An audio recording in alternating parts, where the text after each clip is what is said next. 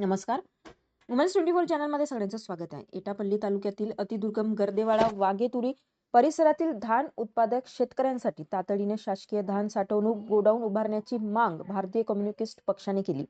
शासन व प्रशासनाकडून वारंवार दुर्लक्ष होत असल्याचा आरोप करत भाकपाने जिल्हाधिकारी गडचिरोली यांना तहसीला मार्फत निवेदन सादर केले असून मागणी मान्य न झाल्यास तीव्र लोकशाही आंदोलनाचा इशारा दिला. गर्देवाडा ग्रामपंचायती अंतर्गत 14 आणि वांगेतुरी ग्रामपंचायती अंतर्गत 7 अशा एकूण 21 गावातील शेतकऱ्यांचा धान खरेदी व्यवहार या केंद्राशी संबंधित आहे.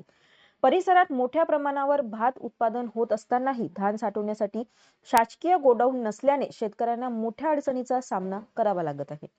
शासकीय खरेदी केंद्रावर खरेदी केलेले धान उघड्यावर ठेवावे लागत असल्याने अवकाळी पाऊस व मान्सूनमध्ये हजारो क्विंटल धान खराब होत असल्याचा आरोप भाकपाने केला.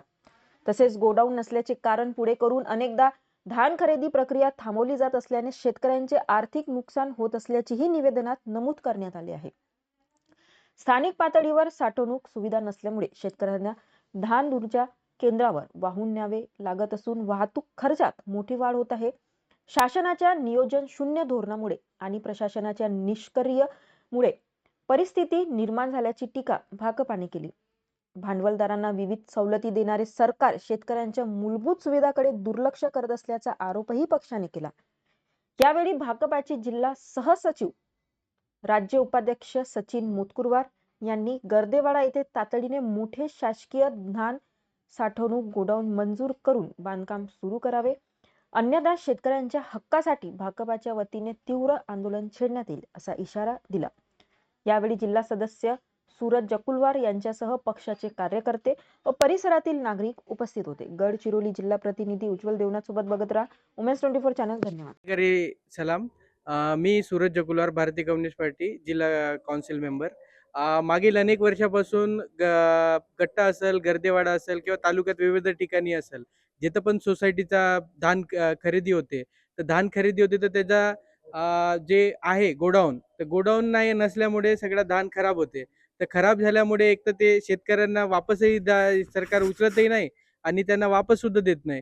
त्याच्यामुळे ते काही उपयोगी नाही येत आहे. त्याच्यामुळे आमचं म्हणणं आहे की गर्देवाडा भागात एक मोठा भव्य धान गोडाऊन पाहिजे. जिथली संख्या आहे लोकांची, शेतकऱ्यांची, तेवढा तिथं धान खरेदी करण्यासाठी त्या गोडाऊन एक बनला पाहिजे. नाही तर आता जिल्हाभराची परिस्थिती तर तशीच आहे, पण आमच्या भागाची परिस्थिती तरी आम्ही शासनाला सांगू इच्छितो की असं धान सडवून एक तर तो शेतकऱ्याच्याही फायद्याचा नाही. यावर्षी तर पावसाळ्याची अडचण आहे. मागच्या वर्षीचा धानही सडला, त्याच्या आधीचाही सडला. असं नेहमी सडत राहील तर ते एक तर शेतकरीला, लोकांनाही कामी नाही आलं ना, तो कंट्रोलमध्ये नाही जाऊ शकत. असं होईल तर कसं होईल? त्याच्यासाठी आम्ही इथं सगळे लोक जमलो आहोत. इथं गर्देवाडा आणि वांगेतुरी ग्रामपंचायतचे बहुतांश लोक आहेत. आमची एकच मागणी आहे की गर्देवाडा ग्रामपंचायतमध्ये एक मोठा एक गोडाऊन पाहिजे, जिथं आम्ही सगळे लोक मिळून धानच्या सोसायटीनं साठवण करू शकू. धन्यवाद.